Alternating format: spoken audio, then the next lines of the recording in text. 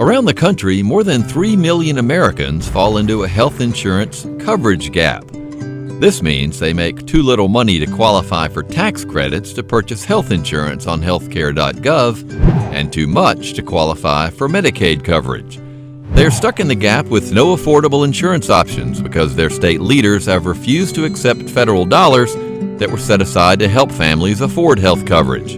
Who are these people? They are our neighbors and friends, many of whom work in industries such as construction and tourism, in restaurants and nursing homes, and other sectors vital to our economy, but which often do not offer health coverage to employees.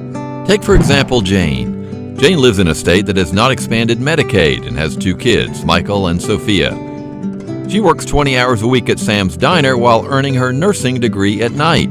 Her job does not offer health coverage to its part-time employees. This puts her in the coverage gap, with nowhere to turn for affordable coverage. So far, more than half the states have closed the coverage gap and made health coverage available to people who need it. And in these states, the impact has been striking.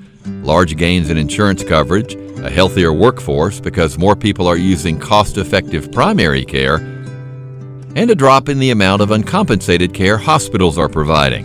People living in these states are protected if they change or lose their job, or if they have a serious health condition that only insurance can pay for.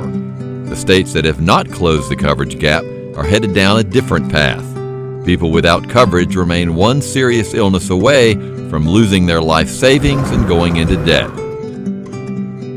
Some hospitals are closing because many of their patients don't have insurance that can pay their bills. And rather than bringing federal tax dollars home, state leaders are leaving this money in Washington. The good news is that states that have not closed the coverage gap can take action at any time, and states can craft a plan that works for them. The evidence is clear that closing the coverage gap is good for workers, businesses, and a state's economy.